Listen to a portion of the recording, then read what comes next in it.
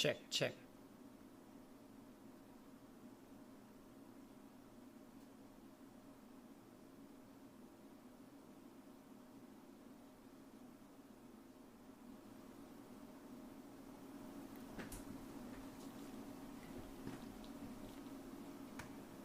Well, I guess I was hoping for a little bit better of an intro into this, but all things aside, this is how we are going to go about um, doing this thing. So, Canon is releasing tomorrow the C70.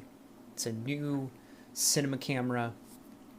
It is the RF version of their cinema line. They're finally making a cinema camera with the RF mount. They've made it pretty clear that the RF mount is the future of Canon glass, of where they're going to send things, and I don't think it could come at any better of a time. So if you're anything like me, you've been producing content, you've been in the media world for a while. I'm from the LA area, and just being able to produce and go and build,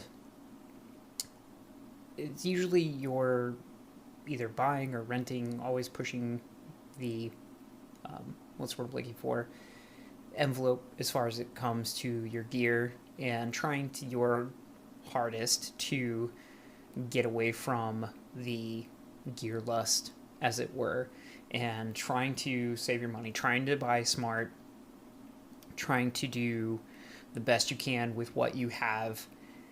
I've been wanting to upgrade my camera for a while. When I first started my business about three years ago, May, so 3.5 years ago, I researched the tar out of the Sony A7S III, which had just come out at that time, and everybody was just over the moon with it and thought it was just the best thing since sliced bread. And here I am, I'm like, I have a loan, I have money, I'm going to spend, I'm going to buy a camera.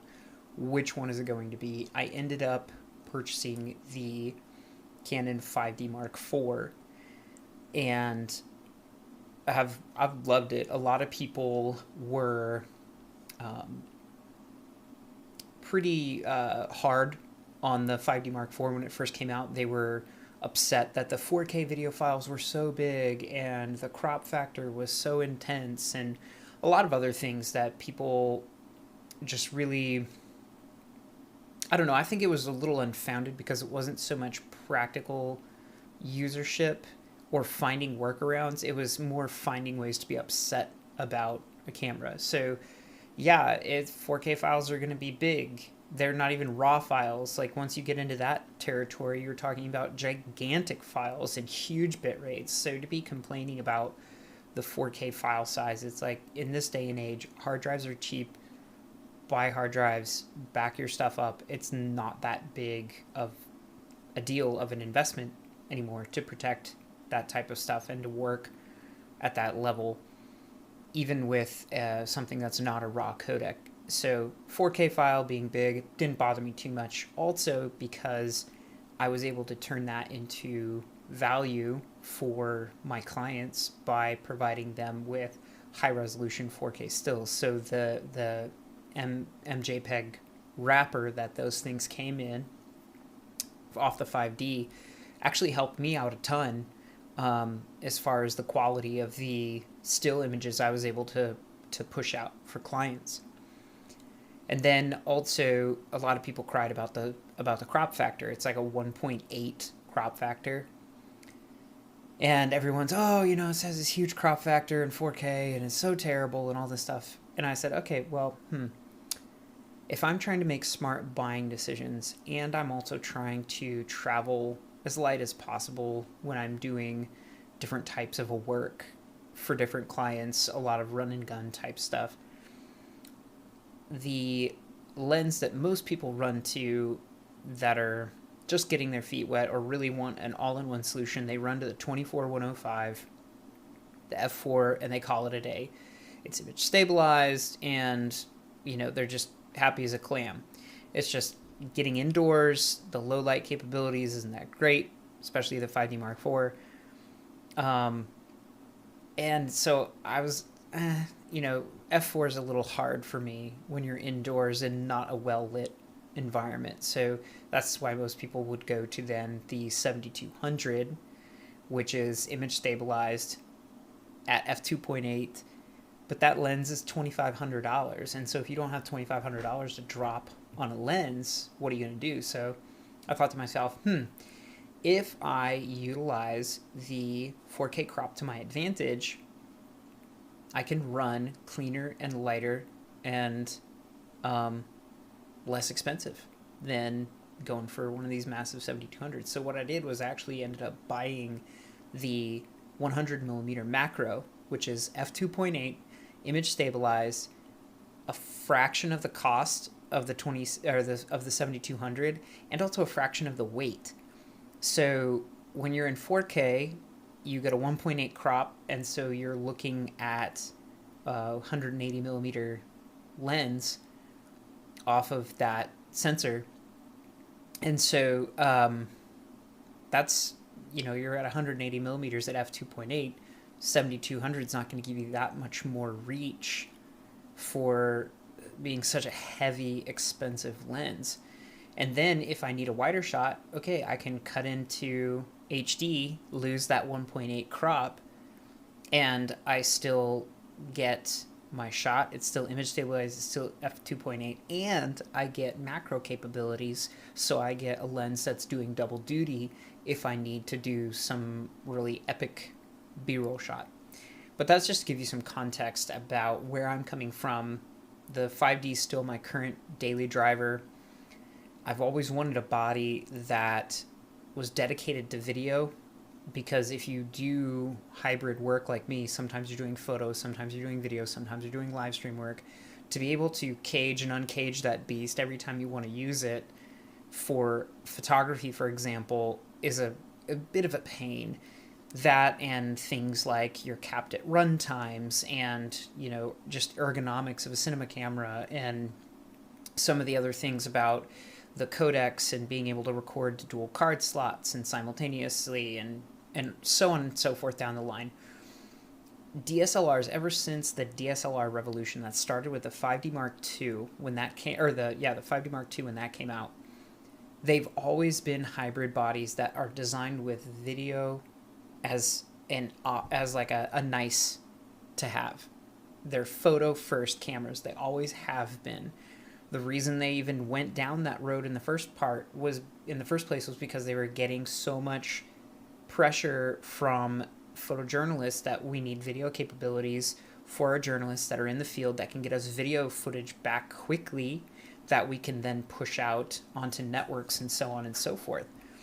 And so they said, oh, okay, here's this video option thrown onto a photo camera. Well, if you give a video option, if you give something that powerful and that inexpensive at the time for video production to filmmakers, they're going to use it. They're going to find a way to make it happen. They're going to jerry-rig whatever they need to and turn into these Franken-rig cameras to be able to get it done. And then after the DSLR revolution, then we started getting into the Micro Four Thirds and the mirrorless world, and huge advancements there. Things like with the Sony bodies that we talked about, where people are turning those into cinema type rigs, getting them up on gimbals, doing all this kind of stuff. Same way with the Blackmagic Pocket cinema cameras. But those all just still ergonomically, they're just not what you want them to be for video. Less so with the Blackmagic Pocket cinema cameras, because those are specifically video oriented devices, but still so much carryover.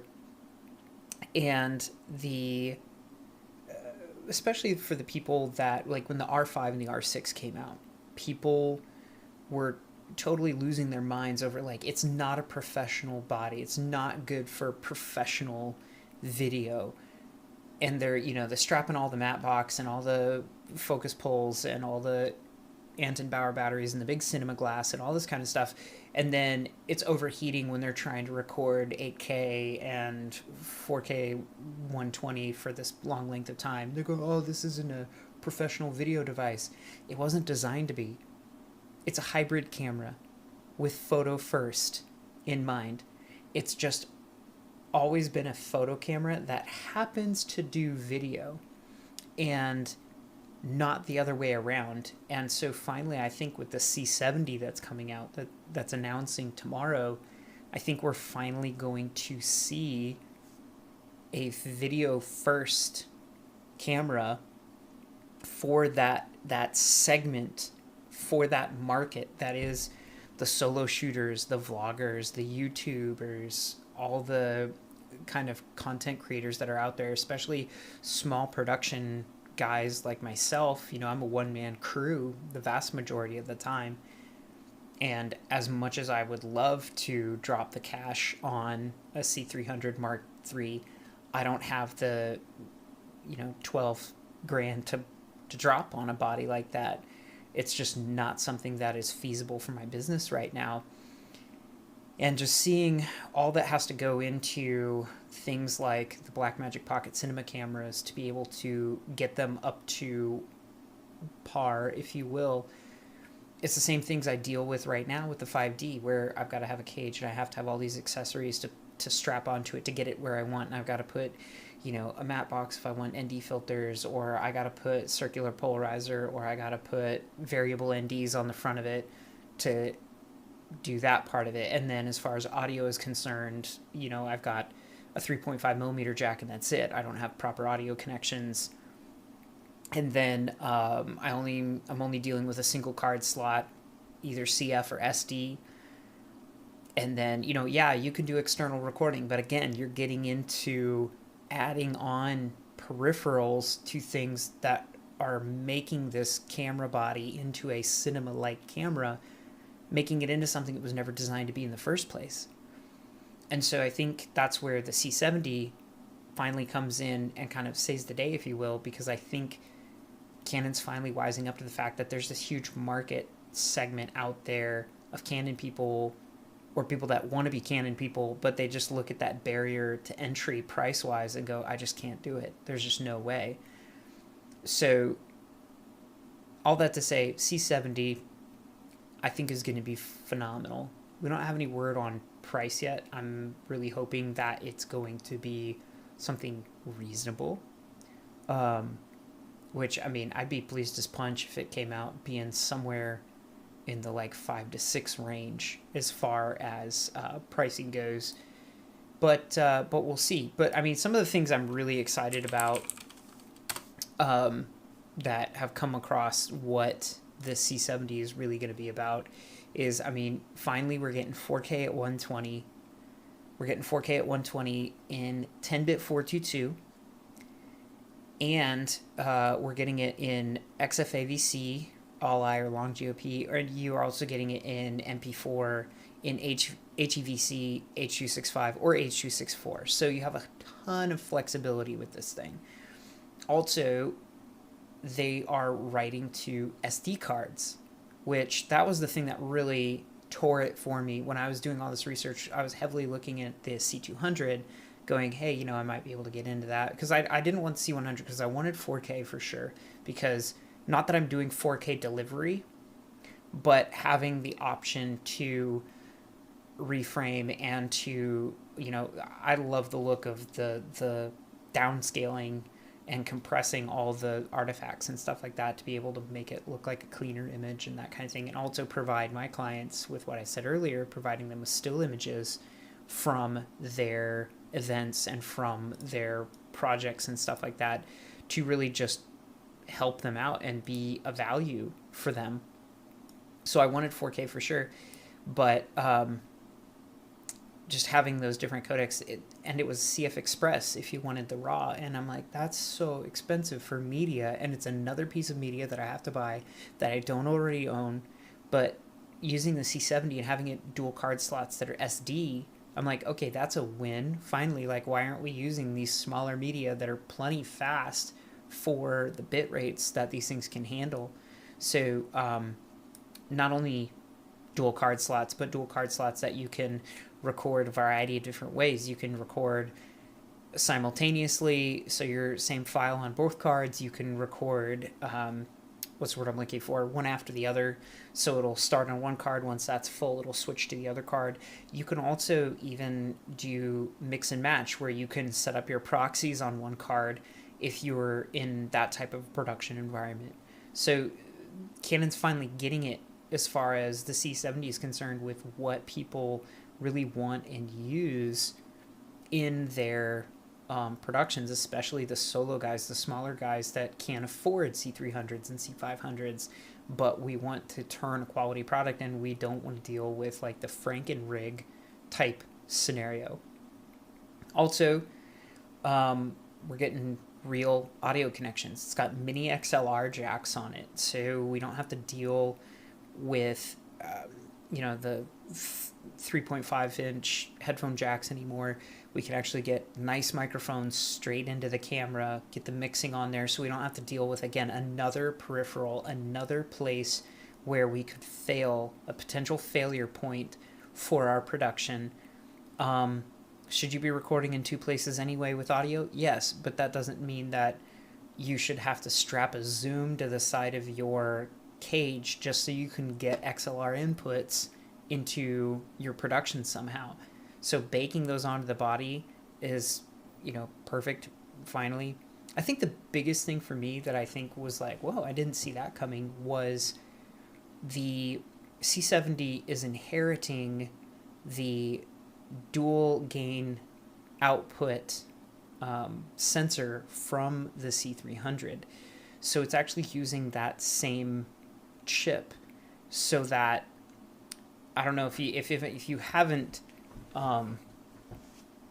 looked at the C3, it's a Super 35 version of that DGO chip, so it's a little bit different crop from C300, but the DGO stuff is mind-blowingly cool, that they are able to make such a clean image in this kind of handoff, where there's one set of diodes kind of collecting the highlight information and another one collecting the dark information, blending those two to be able to get this really, really clean image regardless of the ISO. So that's a really exciting development, that they're putting such a nice chip in here. And then 4K 120 4K up to 120, maintaining dual pixel autofocus.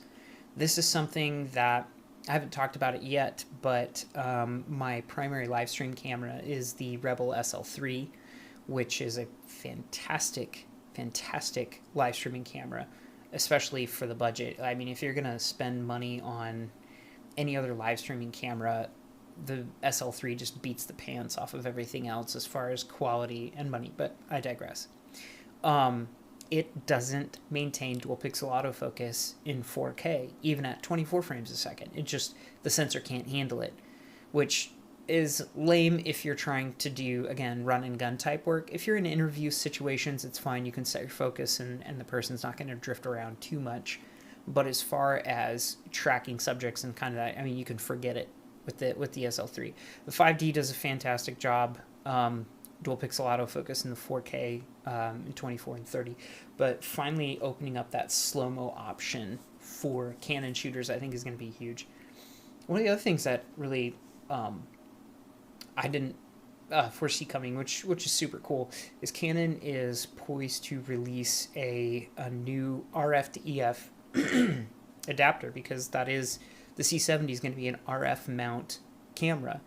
It's going to natively work with all of Canon's new RF glass, which they've made it pretty clear that's the future of where they're going with their glass, and they're really sticking to their guns, and they're doing their best to try and take all of the current Canon shooters and move them into this RF environment and giving them options, and really making that investment that so many shooters have in their glass and making it a seamless transition for them. So the new RF mount that they're going to be announcing along the C70 is pretty much a Canon Speedbooster, basically. It's a 0.71x adapter, RF to EF, and it gives you effectively another stop of light coming in from your lenses. And what it does is it takes your full frame glass, that EF glass, and gets that full frame image circle onto that Super 35 sensor.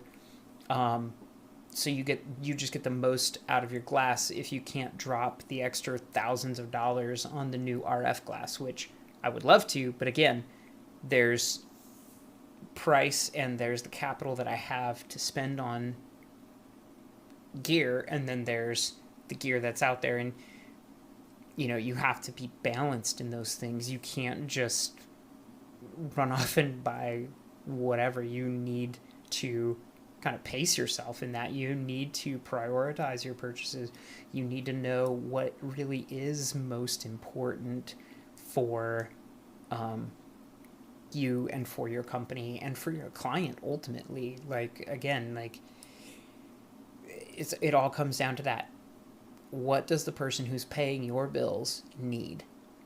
So one of the things, again, that makes this really great as just a pull it out of the box, get it ready and go, is in the C70 they're going to be having built-in ND filters up to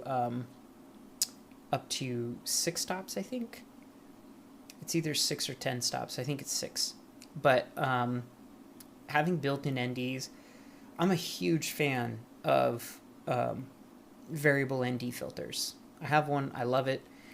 The thing, though, is that a lot of people forget or don't know or don't realize about variable NDs is that a variable ND is actually also a circular polarizer, but it's 2 circular polarizers basically back to back. And so if you don't know how the polarizing filters work, there's a really, really tiny, fine grid of lines on that piece of glass that, when rotated, only allows light rays that are passing in a very particular direction to pass through that grid. And thereby, if you rotate how that works, that polarizing factor, you can change which light rays are actually entering the camera, and thus you can eliminate things like shadows, or if you've ever pointed a circular polarizer at like an LCD screen or an LED screen, you can actually change the brightness of that TV by rotating your circular polarizer. So if you have a circular polarizer and then you slap another circular polarizer on top of it, you have now created a variable ND filter, so that when those grids are perpendicular to each other, they are letting the smallest amount of light rays that are only traveling in a very specific direction to enter that lens, which is why it darkens, versus when they are parallel, they're letting through more light rays in a given direction. But variable NDs will give you some of the same funky artifacts on certain glass and windows and other reflective surfaces that a circular polarizer will. So that's something that I don't love about variable NDs, but I also, again, from a money standpoint, I'm not going to go run out and throw thousands and thousands of dollars at a matte box and different ND filters because I'm a one-man show. Like, I legit don't have the time most of the time in production to be able to, wait, hang on, let me run around the front, switch out this glass, be really careful with it, put it back in, put the next one on. Because if you're going to invest in that type of glass, in that type of ND, you want it to be good because you don't want to affect your image. So that one's a huge one for me personally. And I think is going to be great for a lot of other shooters out there. That's basically it. I'm really, really excited to see where the C70 lines up and how it performs. And basically, biggest thing is I'm looking price. I am excited to see how the price drops down for the C70, what Canon's going to do with it, and how they're going to handle it going forward, especially with things like the C100 and C200 still being out there. Like, how's the C70 going to be complementary or competitive to those? So that'll be interesting, but I guess we'll find out a lot of that going forward, and we'll find out a ton tomorrow. If you found this video to be helpful at all, please, please, please like and subscribe. hit the bell icon so you get notifications when I put out new content. I'm going to be watching the Canon live stream tomorrow to see how all this shakes out. But thank you so much to CanonRumors.com for providing the information that was used in this video. They do a fantastic job. Everybody should be a Canon Rumors Pro, where you can actually support the work that they do via their website. You get a badge on your name and things like that to be able to keep them working and keep them getting the freshest Canon content out there possible. So I'm Micah with Micah Brown Media, and we will catch you on the flip side.